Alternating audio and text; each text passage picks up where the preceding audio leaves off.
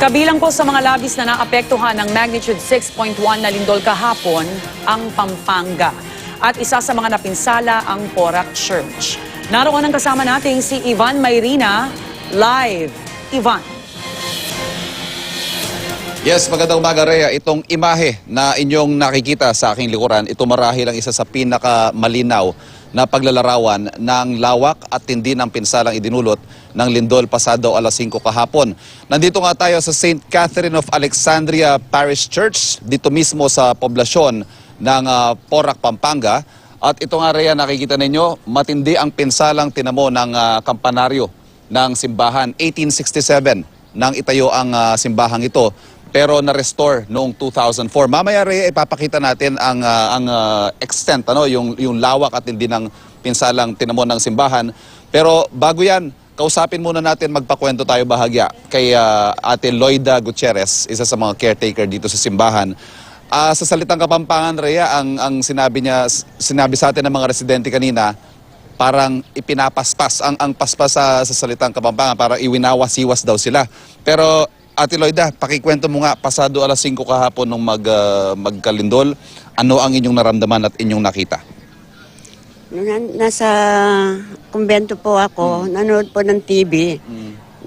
Narinig ko na lang po na parang niyuyug kayo. Niyuyug ako. Tumayo po ako parang akala ko po may dumadaan na truck na malaki. Hindi ko po akalain na lindol na po pala yun. Lumabas po ako, pag nakita ko po yung kampanaryo, bumaksak po bigla sa dito po sa gitna.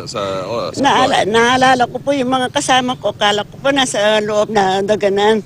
Umiyak po ako, sumisigaw po ako. Si Jason, sabi ko, maraming nagtatrabaho niyan, baka naganon, sabi ko. Pero Nay, sa kabutihang palad po, wala naman pong nasaktan? Wala naman po. Okay. Ang pagkakalarawan ni Ate Loida sa atin, Rhea, yung movement hindi siya side to side eh. Kumbaga, up and down. Ganun mo ba yung pakiramdam kahapon? Opo. Kaya ito, Rhea, ilang dekada o ilang siglo na itong simbahan na ito, pero sa loob lamang ng ilang segundo, ganyan po ang tinamong pinsala. Ate Loida, kumusta na po kayo ngayon? Kumusta po yung inyong magdamag? Natatakot pa rin po ako. Hindi pa rin kayo nakatulog? Hindi po. Kasama ko yung mga batang anak ni Obet. Kami po apat nandyan sa loob. Okay. Maraming salamat. Pero ang maganda po, iniligtas tayo ng Panginoon at wala hong nasaktan dito sa inyo. Maraming salamat po. Katunayan, Rhea, tulad ni Aling Loida, yung mga taga rito hindi rin nakatulog eh. Mga ilang residente dito nakita natin, dinat na natin kanina, kakagising lamang nila. Dito na sila naglagay ng mga tolda at naglatag ng kanilang mga banig. Dito na mismo sa kalye dahil natatakot silang pumasok sa kanilang mga bahay. At dahil marami rin ang mga nag-crack sa kanilang mga istruktura. Ngayon, Rhea, lalapitan lamang natin ang ilan sa mga tipak ng malalaking bahagi nitong kampanaryong bumagsak. Ito hindi yung karaniwang ginagamit sa construction ng mga bahay o mga gusali o nalalagyan ng hollow blocks at simento. Dahil ito may mga kasamang bato ito mga malalaking bato. At isipin natin, pag nagde-demolish tayo ng isang istruktura, kailangan ng isang napakalakas sa puwersa at medyo matagal, bago mo mapaguho ng ganyan itong isang istrukturang ganito katibay. Pero tulad na lang nga ng nangyari kahapon dito sa simbahan, sa loob lamang po ng ilang segundo, ito na yung nangyari sa kanilang kampanaryo. Maliban po sa bumagsak na kampanaryo, makikita rin natin yung gitna ng simbahan. Ayan, may napakalaking crack. Yung isang rebulto, naputulan po ng ulo dahil nabagsakan daw ng isang malaking bato. At kanina, pinasok din natin itong loob ng simbahan, matindi rin po ang tinamong pinsala, yung ilang mga disenyo, mga marmol, nagbagsakan. Pero sa kabutihang palad nga po ay walang nasaktan kahit isa dito sa loob ng simbahan. Sa ngayon po, makikita natin medyo napaka-subdued, medyo tahimik at parang malungkot itong general mood dito sa Porac, Pampanga dahil nga sa nangyaring pagyanig kahapon na napakatinding pinsala. Nandyan pa rin ang Chuson Supermarket na ongoing pa yung rescue operations dito.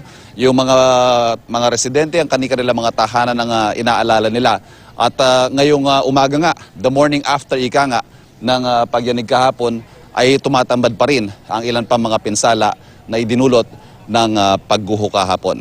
At yan, Rhea, ang sitwasyon mula dito sa St. Catherine of Alexandria Parish Church. Rhea. Ivan, 1867 pa pala yung simbahang yan. Kumbaga, yaman na ng bansa natin yan. Ganito kaaga pa lang ba na pag-uusapan na kung paano i-rebuild ulit yung simbahang yan? Dahil naalala ko nun yung Baclayon Church sa Bohol, nung napinsala din ng lindol, Yes. yung mismong mga tipak ng bato na bumagsak, yun pa rin yung ginamit nila para ma-rebuild yung simbahan. Napag-uusapan na ba yung mga planong ganon? Sa ngayon, Rhea, hindi pa dahil shaken pa nga yung mga tao at sa ngayon, ang mukhang magiging priority ay yung clearing muna. No? Hindi nga natin matiyak pa sa ngayon kung safe pumasok sa loob. Pero sa ngayon, off-limits muna itong loob ng simbahan. So I would think the priority now ay i-clear muna Yes. itong lugar at inspect muna ang kanyang structural integrity at mula doon ay magdedesisyon sila kung paano muling itatayo, i-rebuild itong napinsalang simbahan, Rhea. Alright, ingat kayo dyan. Maraming salamat, Ivan Mayrina.